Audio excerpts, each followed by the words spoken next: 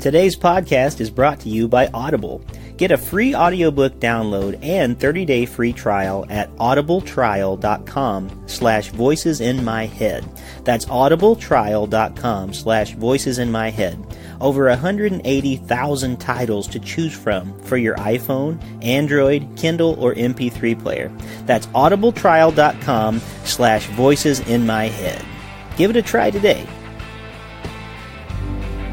Have you ever thought to yourself, man, I'd like to host my own podcast? Well, guess what? You can go to podbean.com/voices and get everything you need to create, manage, and promote your podcast. I use Podbean every week for Voices in My Head.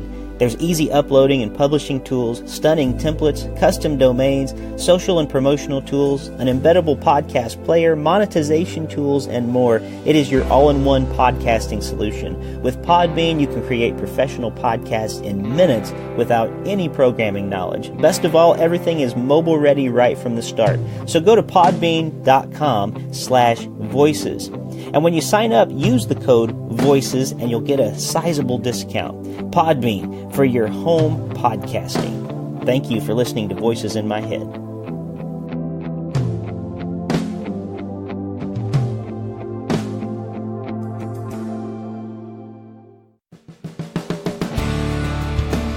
Welcome to Voices in My Head, the official podcast of me, Rick Lee James.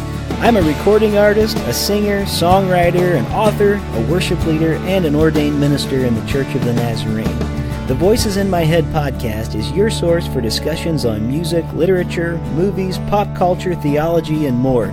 Now sit back, relax, and listen to the latest episode of the Voices in My Head podcast. And don't forget to let the voices in your head be heard by following me on Twitter at Rick Lee James and sharing your thoughts about today's show.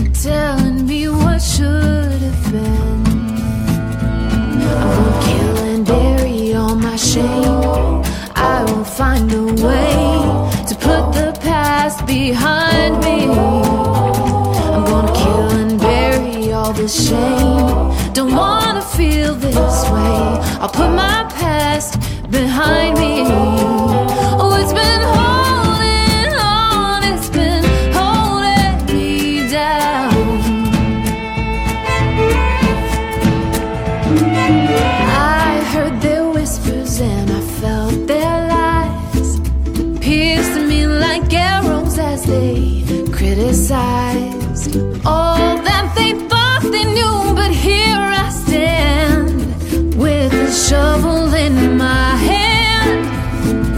I'm gonna kill and bury all my shame. I will find a way to put the past behind me. Watch me while I dig this grave for all the hurt and blame, and put my past behind me.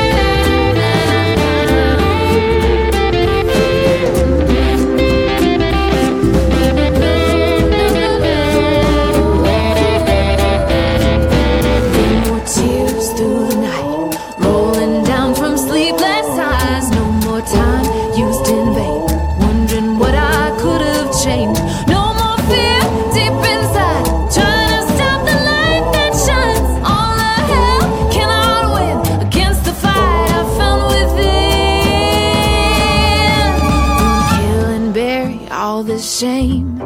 Today is the day I'll put my past behind me.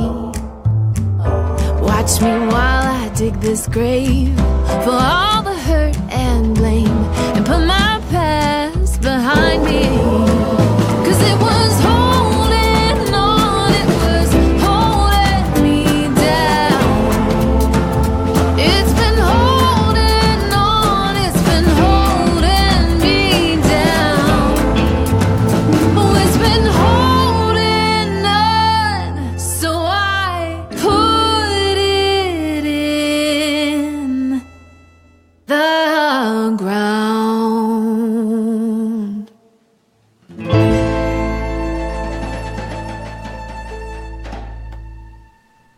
That song you just heard was Kill and Bury by my guest today on Voices in My Head. She is an artist and a worship pastor, Jessica Crawford. On September 14th, Jessica released Honestly, a 4-song EP she describes as a collection of vulnerable songs that do not shy away from the reality of her hardest life experiences while celebrating the hope she's found in Jesus through it all. The Honestly EP was written with the group, the Brothers McClurg, during a writing retreat in early 2017. It was produced by Chris Hoisington and recorded at Old Bear Studios in Batavia, New York, a studio I am well familiar with. Jessica Crawford, welcome to Voices in My Head. Thank you so much. It's my pleasure to be here. Well, I am so glad that we worked it out. It was really last minute. We did all this kind of yesterday, but I'm so glad. It'll be a pleasure to get to share this and to introduce, hopefully, to some people your music, because it's really beautiful. You do a great job, and your new EP, honestly, is really good. I don't know how else to say that. I like but that. Yeah, it's it really is. You have a beautiful voice, and the songs are great. And we were even talking about some of the lyrics yesterday just over text message, and I think there's some really good reminders. And we'll for artists, like some of the lyrics are very good for artists when we hear them, because they do have a lot to do with insecurities that we have and things that we're afraid to share. But we'll get into some of that in just a moment. But Jessica, I first heard your voice on the recording of our mutual friend Ian Zumbach on his song Murderer, a Messenger, which is also a great song. And so let's start there real quick, because that's kind of my introduction to you was on that song. And I've known Ian for a couple of years now, but you're a new friend, and I'm grateful to have made an acquaintance now. Had you and Ian worked together prior to that recording, or how did that come about that you two began recording together? Yeah, well, we met through a producer that we had both worked with in Nashville, Daniel Ornelas, great guy. And then we ended up doing a little bit of touring together just to kind of support each other. And, as independent artists, it can be hard to know how to tour and how to build relationships with churches to get out there and share your art. And so we did some of that together, and then along the way started writing some songs, and Murderer Messenger was one of them. And for both of us, it just felt like we were tapping into something different. And it's such a raw song, and not like something you would typically hear on the radio, and it really got us kind of going in a different musical direction, I think. And so we were so excited when the opportunity came to record that at Old Bear, and Chris Hoisington just did a fantastic job producing it and making it all the kinds of edgy and vibey that it needed to be because of its content. Yeah, and I had fun whenever I was there recording a few months ago, because it was before your EP released, obviously, and they were playing Kill and Bury in the studio. And I got to hear it through the studio speakers, and I was like, "That's a good song, man. That was great." Amazing. And so Anthony and I were talking about how he had helped, sort of in the writing process of that and everything. Huge. But it sounded really great through the studio speakers. Which is always the case, isn't it? When you're in the studio, you wish everyone could be in the studio and hear what it sounds like through those speakers, because they're just amazing in studio, isn't it? Yes, you're right. And then everything gets compressed down and put on a phone, and it still sounds good. But then I always feel like, I wish you could have just heard the big room, Definitely. Like what it sounded like. Oh man. Well, let's talk a little bit about your background, if we could. I'm going to go back a little further than before even you met Ian. And in your bio, it talks about you being the granddaughter of a fiery Pentecostal minister. And I just wonder, how did that tradition influence you as a person and as an artist? Because I do think that our church tradition backgrounds do shape us. And so I'd love to hear sort of how you're experiencing the Pentecostal tradition, just being brought up in that. And I love that description of a fiery Pentecostal minister. Tell us a little bit about that and how it influenced you as a person and an artist. Oh, yeah, I'd love to. Well, actually, that minister was my great-grandfather, and so I didn't grow up going to his church, but my mom grew up very influenced by him, and I loved hearing stories about how passionate he was. He used to run on the tops of the backs of the pews in the church when he really got going. And, and I can't even imagine, how do you do that and keep your balance and preach and not fall? But, and I've heard of other ministers doing that too. That's the thing. It's not, it seems like it would be so unique, but I've heard of other ministers doing that. It's amazing. Yeah. And so he and my great grandmother were really loving people, but I think there was also some challenges for my mom and her cousins growing up in that tradition, and some old school legalism stuff that was really hard for them. And so my mom kind of went a more traditional church route, and I think mostly was in the Methodist church. And then when I was a little girl, she was a choir director at the Church of the Brethren. And so I grew up in the Shenandoah Valley of Virginia going to a Church of the Brethren, which, if you don't know what that is, it's a cousin to the Mennonite church, although we didn't wear, bonnets or anything like that. But it's a very traditional church structure, in terms of Protestant liturgy, hymns and maybe some responsive readings and prayers and a sermon and an anthem by the church choir, which my mom directed. So I was in the pew every Sunday watching her in music ministry, which I think really became very formative. I didn't realize until recently that I'm sort of carrying on part of her legacy, because I am now in music ministry myself. And so anyway, I find that to be really cool. But I sort of carry both of these things, the Pentecostal thing and the traditional church thing. I'm in an Assemblies of God church, and I love it. And I'm a pretty charismatic person myself, and so I feel like I've kind of found my way through some different streams.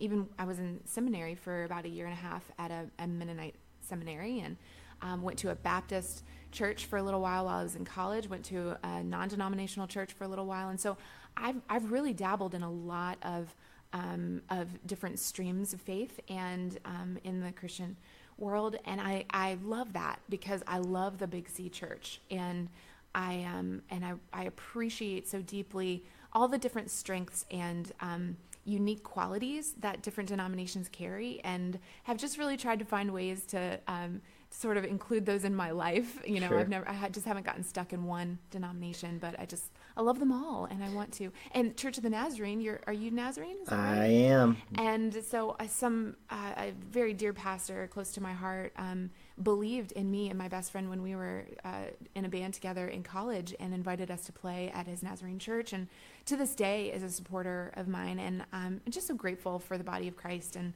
all the different ways that I've been able to experience it, and wonderful people. I was say, dare I ask who that Nazarene minister was? Sure. It's Kerry Willis. He was in Harrisonburg, Virginia, and now is the new district of, Pennsylvania, or the district superintendent. So he actually just moved up to my neck of the woods, because I'm in New Jersey, South Jersey now. So we're going to get together here soon.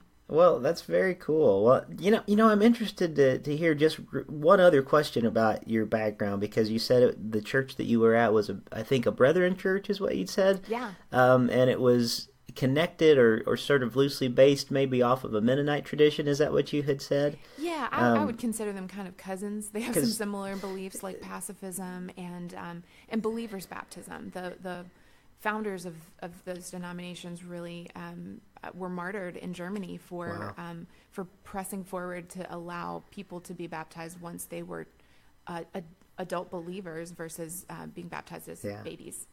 Well, and that's very interesting to me because, I affectionately say about our Mennonite brothers and sisters, they're the church of peace and quiet because, they wait a lot, in the services. And so I just find it very interesting, the contrast between traditions that can be very quiet and very reflective and waiting, in silence until the Spirit moves, versus a Pentecostal tradition which almost goes the opposite extreme. It sort of starts out big and moves to those quiet moments, throughout. So it's interesting to me, just the flow of those faith traditions. But I think that's very helpful, I'm sure, as an artist as well, as being one myself who has played in a lot of different faith traditions. None of us are one thing as human beings, and especially as artists. I think it's interesting to find that dynamic because we're our music is meaningless without the rests, without those silent moments. The moments of power don't mean anything. So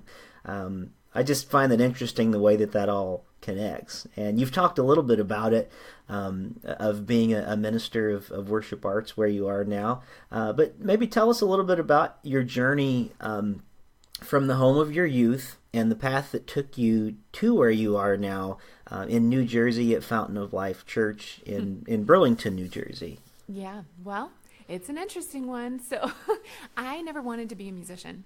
And I think it's just a really funny irony of my life, and just proof that if God designed you to do something, He will find ways to make it happen and order your steps, even when you fight against it and when you don't see things coming. And really, that's my story. So grew up in church. My mom was the choir director and all of that. I was involved in youth group, did that whole thing. Went to college in Virginia, got married in my early 20s, and what I'd hoped and believed would be a really beautiful season of my life turned out to be a very, very painful season of my life. And there were a lot of really difficult things that transpired during that 5-year period, and I was stepping into my life in ministry at the year maybe four mark. And I was in youth ministry at a Mennonite church, wonderful people, and I was coming alive while my marriage was crumbling around me. And that was a really difficult thing. And so fortunately, I had a pastor who was wonderfully supportive and really walked with me closely through all of that. But when the worst thing that I thought could ever happened, which was I ended up divorced at 28, and I never would have wanted that for my life, never saw that coming, fought hard, but there were just some circumstantial things that caused it to dissolve. And I didn't know what I was going to do with my life. I felt so devastated. I walked away from my church job because I felt that it was too difficult for the kids and the families that I was working with, and I didn't want to create division. And so I told my pastor, listen, I'm going to step down if this becomes too difficult, and it did. And so I walked away, and at that point felt like it was over. Ministry was over for me. My life was over. I couldn't see past that moment. And it was face down on the ground, Bible open, bawling my eyes out before the Lord in my parents' basement, going, what are you going to do with me now? Yeah. And I heard the still small voice of God saying, now we can get started. And at that, I literally said to him, well, I don't believe you, but well, can I stop you for just a moment and say I totally get that, because your story sounds almost exactly like my story, except wow. I was age 29 when the exact same thing happened. And so when I hear your story, I want you to know I hear that and I feel that pain that's there, and I know many of our listeners have been there too. And so I didn't want to interject too much other than to say you're in a safe place to tell that, because I definitely have been there. Well, thanks for saying that. And I think it's important. It's always hard to choose to talk about it because labels, right? Right. There's so much stigma around that. And I kind of choose not to go into a lot of detail because I don't want to bring shame to anyone else, and Sure. or try to even make myself look good by talking down about what really happened. But but I think it's important because 50% of our population has been through divorce, right? Yes. So it is a painful thing that that we have to acknowledge in our culture. And for me, it's where I met God in a brand new way. I was a church girl. I did the church thing. I gave my life to the Lord when I was young. I was in elementary school. Sure. And so, but in that place, Bible open on the floor, bawling my eyes out, I encountered God as my Savior all over again. And from that place where he told me he was just getting started, my response was, well, I don't believe you, but I'm in. Yeah. But okay, because you're my only hope. And he was. And he started ordering my life in all of these beautiful ways. And so it wasn't long after that I got a phone call out of the blue from a sound engineer in my hometown. I'd worked with him a couple years prior. I won a little contest at the fair, little recording time with him or something. Sure. And he called me and he said, Jessica, I've never taken your name and number off my bulletin board here at the office of the studio. And I don't know why I'm calling you, except the Lord is pressing me to do so, and I just haven't done it. So can you tell me why I'm calling you? Huh. And I burst into tears. Wow. And I said, Robbie, you don't know, I've written all these songs, but this is what I'm going through in my life, and my marriage is ending, and I just feel like it's all over, but I don't know why I have these songs. And he went, oh, well, you're supposed to get in here and record. That's why I'm calling you. And I said, oh, no. Like, the last thing I want to do right now is bare my heart through music. And he said, well, I believe that's what God's asking you to do. And I said, well, I don't have any money. And I'm like, gotcha, like there's no way you're going to be able to work around that one. And he said, well, this is my ministry before it's my job. Wow. You get in here and record, and we'll worry about the money later. And so I got off the phone with him, and pretty sure I said out loud, okay, God, I hear you. And it was at that point, and God had been kind of tugging on my heart about music, but I was, just in such a broken season that the last thing I wanted to do was be in front of anyone. And that call changed everything. Yeah. And so I went in and I recorded 10 songs. It was my first project alone. I'd been in a band with my best friend in college, and we did a project together, which was so fun. But then this was the first thing I'd ever done alone, and it was very vulnerable. So I did 10 songs. It was called Shine, and you can't find it anywhere online. Don't try. It's for a reason. That's a Beach Boys album, I think. Shine, all right. And I think it's Martina McBride too. And yeah, it's just too easy to call some music that kind of a title. But it was huge for me, and my deal with the Lord became, okay, God, if you really want me to do music, you open doors and I walk through them. That's how this is going to work. I'm not going to be kicking them down. I don't even want to do this anyway. Remember? And so that's what happened. I just started saying yes to things that came my way, and I stayed busy in my hometown area, in Virginia, and then it evolved into. I was actually going to seminary at the time, too, because my former pastor, the church that I had to walk away from, begged me to go to seminary. And I said, are you kidding me? I do not want to be a pastor. Like, no, that's not for me. And he goes, well, it's so much more than just being a pastor. You've got ministry written all over your life. You need to go. And he said, just do one class. And if you hate it, fine, walk away. But I loved it. And so I stayed for a year and a half and then released this project at the same time. So it was a very busy ministry training season for me, I would call it. Yeah. And then as I stayed busy in my hometown area, I didn't really know what to do next. And I prayed, like, God, I need help. I need to be surrounded. I can't do this alone. And a friend forwarded me an email about a 3-month training program in, wouldn't you know it, Nashville, Tennessee. One of 2 cities I ever kind of thought in the back of my mind, well, if I ever move anywhere, I really love Richmond, Virginia, and it'd be cool to kind of live in Nashville, Tennessee. And so I ended up going to this 3-month program thinking it was just going to be 3 months. It was a combination of music equipping and ministry equipping and inner city missions work. And so they really just dealt with the heart and above it, heart before art was one of the kind of taglines of this organization. It's called Thunder School. And it was really hugely developmental because it dealt so much with identity. And, you talk about things that artists need to hear. We all need to hear that our identity has to be rooted in Jesus. It's not about what we do. It's not about how we perform. It's not about how good our songs are or what kind of impact we think we're making. It doesn't matter. What really matters is that we are children of God. We are dearly loved children of God. And unless we are operating out of that place, we're probably doing things in our own strength. and that's not going to get anyone very far, nor is it going to make the kind of kingdom impact that we all really want to make.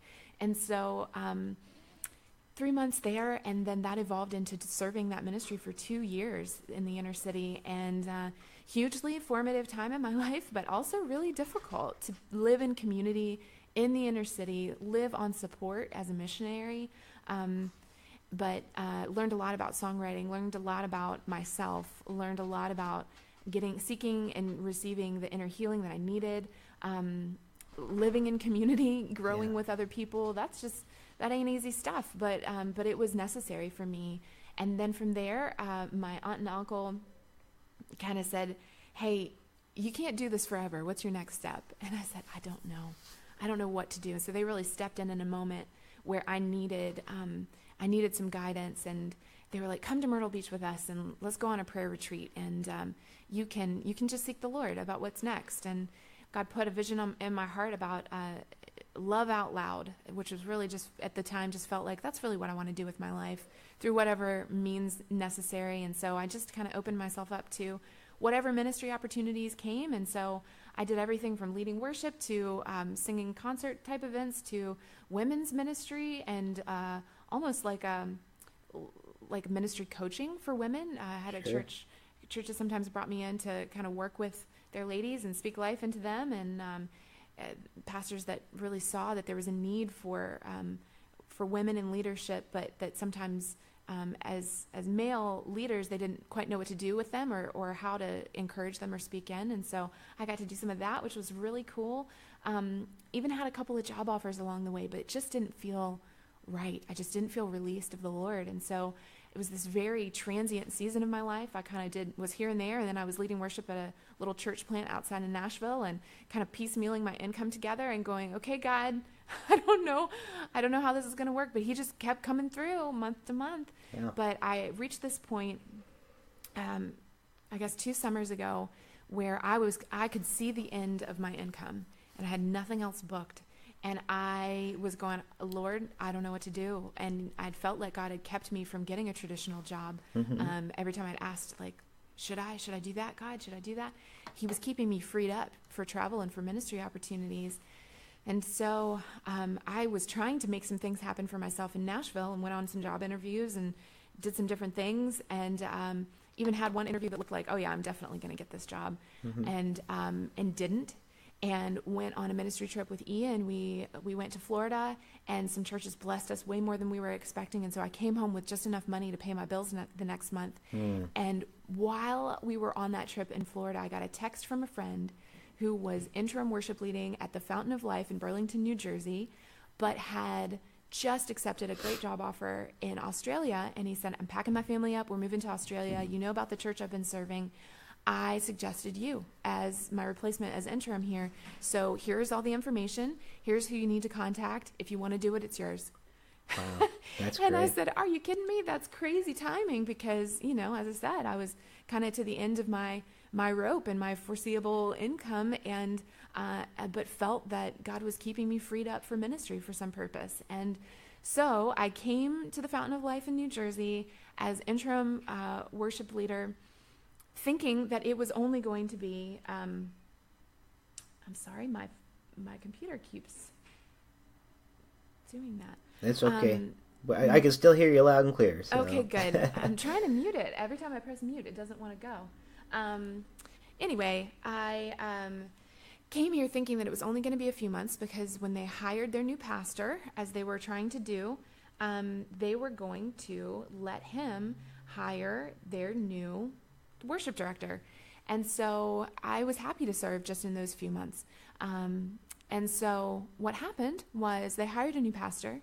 who I totally hit it off with, and he hired me right away. And so I ended up moving from Nashville to New Jersey a year and a half ago, and I'm so grateful.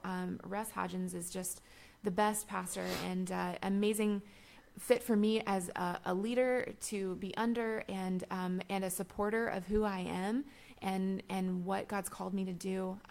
He's been a believer of this project and really encouraged me to do it, and has supported me in it. And so tonight, in fact, I'm going to be having a concert here on campus, and he's just amazing. So God is good, and as I said in the beginning of this story, he will find a way to get you where you need to go to live the destiny that he's called you to live.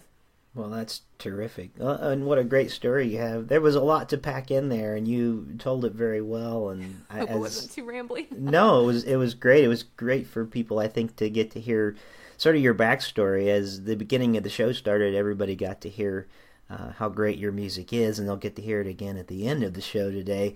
But we don't always get to hear the story, which is really what the show is about, and trying to hear. And there was so much that resonated with your story, and so much of your story that I feel like has been mine. And it just confirms for me the way that, the unpredictable way that God seems to move, Oh, yeah.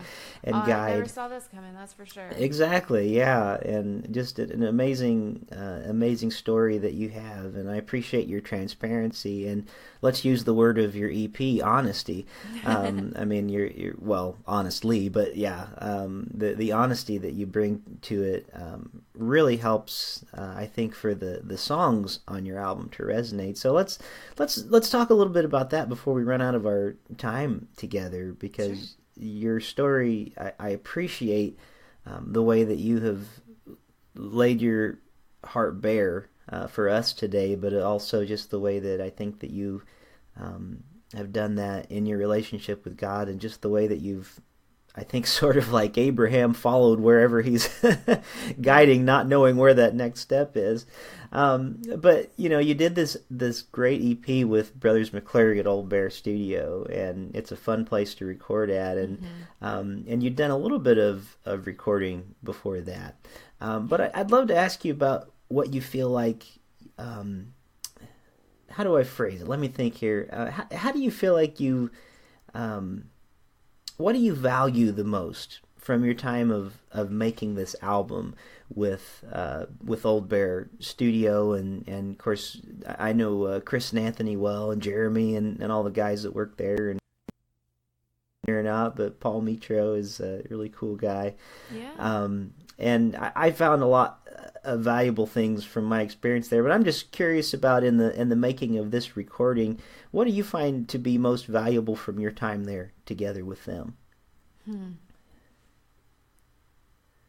There's a lot of things, so to condense it is hard. But I think the guys just really helped me tap into a place that is more authentically me than I've ever been able to do before. From the songwriting to the creative production, and just the overall feel of the project. I mean, I'm really excited that it's different, that it's raw, but that the songs don't, I think, sound like a lot of other things, and I'm really happy about that, because we wanted to kind of blaze a different trail, and so I'm good with being different, and I'm happy about that. Well, good. Well, they are some different kind of guys, for sure. Yeah. I mean, Chris's hair alone, he stands out anywhere, and he's my curly hair brother. And that's right. And you know what? The interesting thing about that, I was thinking the other day, I said probably what most people know about Chris is that hair, but what everybody needs to know is the heart, because he's such a beautiful person of Christ, and I love him so much, and he's just been a good friend, and he's fun to be in the studio with. He's very zen, and he goes and just crazy creative. I mean, the interesting things and choices he made for this project, and things that he heard in his head that he brought to life. It's just amazing to me. Yeah. He always has something special. That's for sure. It's quite a gift. Well, I want to talk real quick about the song everybody heard at the beginning of the show, Kill and Bury, because it literally has the lyrics, "Voices in my head holding me hostage." Would you look at that? And you're on the Voices in My Head podcast, so I can only assume you were referring to listening to this podcast and being so captivated by it that lyrically you described it as being held hostage, which I don't know how I feel about that, but... no. Well, it's just, deeply, just stuck in my head. I just can't get you out of my head, right? It's that kind of show. We just, we hold people hostage. I don't know if that's a great endorsement or not, but no, I love that song. That was the one, as I told you before, that I got to hear in the studio. And it almost has like a Texas swing type feel to it, when you're listening to it. But the song is not, it's a unique mix of sort of an upbeat, fun swing type song, but with some pretty heavy lyrics, in the midst of it. And so tell us just a little bit about that song and just lyrically where you went. Did you write that one with Anthony as well? Anthony and Chris. We were writing together and really kind of I said to them, I just want to dig into some places of experiences in my life that I really haven't talked about yet, haven't been vulnerable enough to share, and shame is one of those. When you go through a divorce, especially when you're in ministry, people have a lot to say about that, and a lot to even think about that, and so you feel the weight of all of it, and so I wanted to address that because no matter what you've gone through, whether it's shame or just a bad choice or regret or whatever it is, everybody knows what that feeling feels like, and I think we need to know that there is hope and that there is victory in Jesus. When he died on the cross, he didn't bury everything but shame. He buried our shame too, and it's a battle for us here on earth to kind of get free from it, but there is hope for that, and I think I'm walking in more free places than I ever have before in regards to shame. And so it just really tackles that topic. And I just realized in my own life, you can't deal lightly with shame. You can't just try to shoo it over into a corner and say, "Hey, sit down." It's not going to. It's going to haunt you like a voice in your head and like a broken record, and until you deal a little more ruthlessly with it. And so Kill and Bury came about as we were writing, and I don't remember who fully came up with it, but the lyric was, "I'm gonna kill and bury all my shame. I will find a way to put the past behind me." And I said to the guys, "Can we call it Kill and Bury? Is that too much? Because that is not a normal Christian song title." And they're like, "Yeah, I like it." They're kind of willing to do something different and out of the box. And so and now looking back, I go, "Yeah, that was the right title because that really is the right approach with shame. We have to get a little ruthless with it and say, no, you can't stick around. I'm not having it in Jesus' name." Yeah. Yeah, I love the content of the song, both lyrically and musically, and I think it's it's just a really strong song all around. So I really love it. And there's another one, and we're about to run out of time, but there's the song "Honestly," which we're going to close the podcast with today. It has one of my favorite lines that I've heard in some time, and I told you this yesterday, and I'm so grateful we had a chance to talk this weekend about this. But the line, which you told me Anthony actually wrote, Anthony Hoisington, "Jesus won't look for the medals that I lack." And I think that's an amazing line. And after I texted you yesterday and said how much I really appreciate that line, you said it's Anthony. So then I had to text Anthony and say, "Hey, but I think the song "Honestly," which you listeners are going to get to hear in just a couple minutes here as we wrap up our conversation, there's lines like that for me as an artist really speak to me greatly, because I think as artists, you've already said it in kind of a roundabout way here today on the show. Those of us who work in the arts in whatever way we do, we're always seem to be filled with doubt, and I've yet to meet an artist who thought they were truly an artist and were not going to get found out eventually, like these people are going to find out I'm not really one of them, type thing. And speaking of myself and all my friends, and I have a mutual friend that, not a mutual friend of us, but kind of mutual friend of another friend of mine, who literally is an artist and has been like brought into New York City and all these like really great, incredible art exhibits and stuff. And I was talking to him, and he literally is someone who has made it in the art world. And we were talking about, hey, do you think somebody's going to find out we're not the real thing one of these days? That is too funny. And so I think, like the lyrics of Honestly, when you're just bearing yourself, to me, those lyrics, whether they were written about that or not, I look at a line like that: Jesus won't look for the medals I lack, because it seems like we're always looking for some sort of validation as artists or as humans or as people. And I just really appreciate the content of that song. So I'm looking forward to getting to play that for our listeners at the end of the show today. It's the title of the album. Why did you decide that one should go first? Oh man, because that one sets up everything else. Yeah.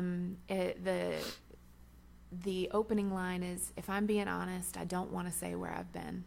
Sometimes the heavy things are better left unsaid. Yeah. And that, for me, that line just summed up how I could easily feel about any of the other songs. Yeah. Because they're all written about my heavy life experiences, but I felt like setting it up that way was the right thing to do. And sometimes I play it in shows that way, to kind of just open with that deep thought of, sometimes the heavy things are better left unsaid. The next line is, sometimes I'd rather laugh than let you in, and that's so me. I mean, let's just have fun, Yeah. I don't want to get too heavy, but it really felt like the right thing to do, because there's something about honesty that breeds honesty in other people, that encourages vulnerability in other people. And I think that what I've realized in my own life is that, number one, I've got to be honest with myself. I've got to choose to be honest with others that can help me when I'm working through hard things. And I've got to be honest with the Lord. And when I do all of that, I'm a much healthier, whole person. And I can seek God in ways that allow him into my broken places, and allow others to walk with me through this difficult life journey sometimes. And it makes me a better person, because I become self-aware, and I'm not hiding or pretending like I don't have things going on, or that I'm, that I've got it all together. I'd much rather be someone who is real, than who is fake and hiding. And so, so honesty it is. Yeah, well, congratulations on this new EP. If I'm not mistaken, I believe Ian told me that it's climbed up to, is it number 6 on iTunes or something like that right now? Its first weekend, and that is just insane to Isn't me. that amazing? So that's only God. Seriously, there's no good explanation for that. Well, as a no-hit wonder myself, I have to say that's fantastic. Good job, because I know that's not an easy thing, and it's not something you can like calculate or like plan on happening either. So that has to me, that just means that the songs are resonating as much as I assumed they were, and that's great. We don't live our life for those kinds of like charting moments, but they are good affirmations when they come along.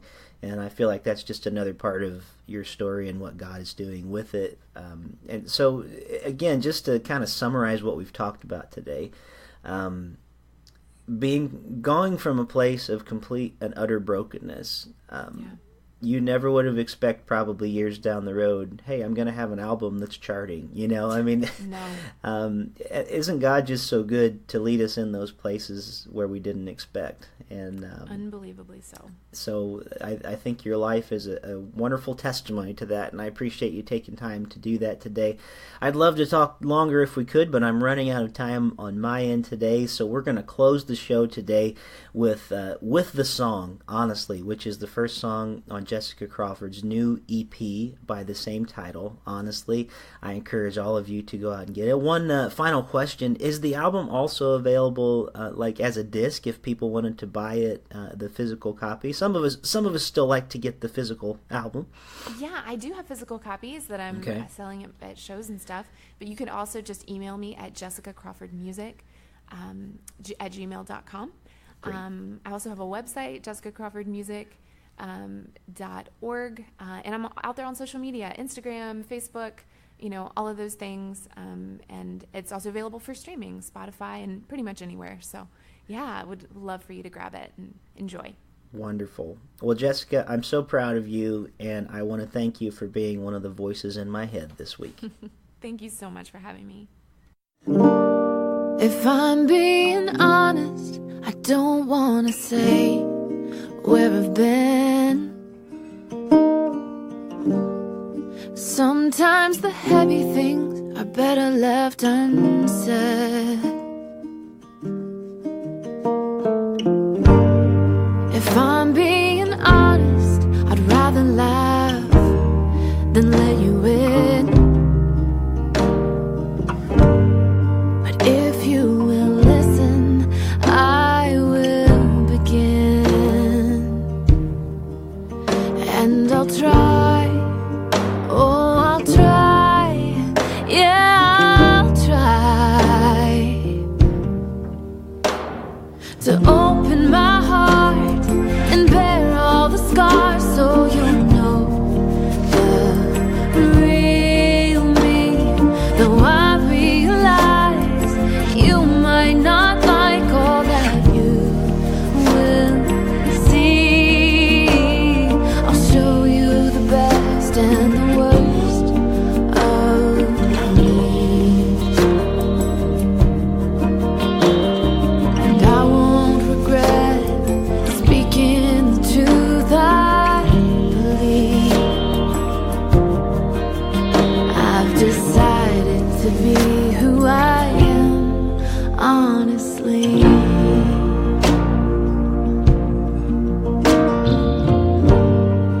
Jesus won't look for the medals I lack.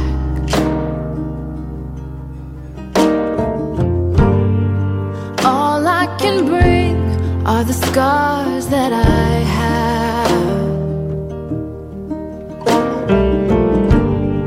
Lord, please don't look for all that I lack. You know all that I need are the scars that you have. So I'll open my heart, you know every part, 'cause you see the real me. There's nowhere to run. Why would I try to play hide and seek? 'Cause you know the best and the worst of me. And no matter what you said you'd never leave, you just want me to be who I am, honestly.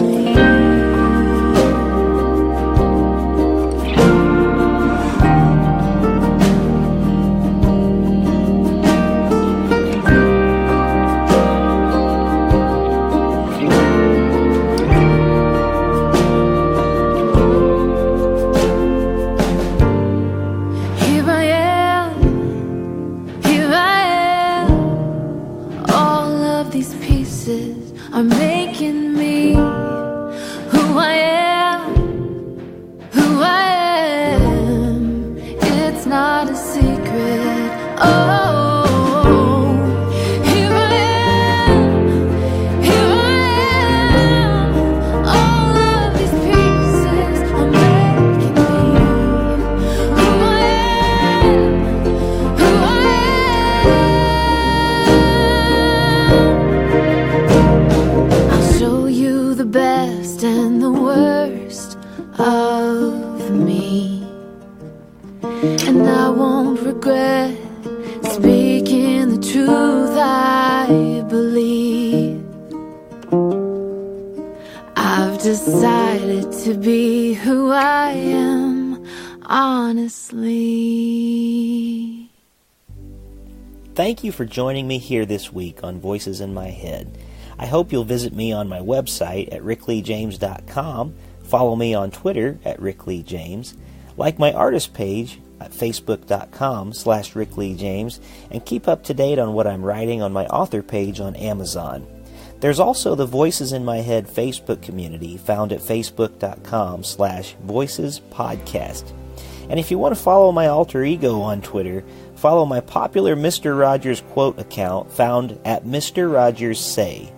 Also, make sure to follow my appearance schedule on my website, and if you would like to have me come to your town to do a concert, a speaking engagement, or a book event, you can book me through my website at rickleejames.com/booking.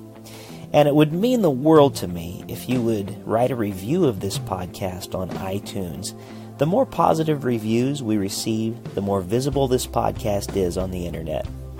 And now, the benediction. May the God of peace, who raised Christ from the dead, strengthen you in your inner being for every good work, and may the blessing of God Almighty, Father, Son, and Holy Spirit rest upon you and dwell within you this day and forevermore. Amen.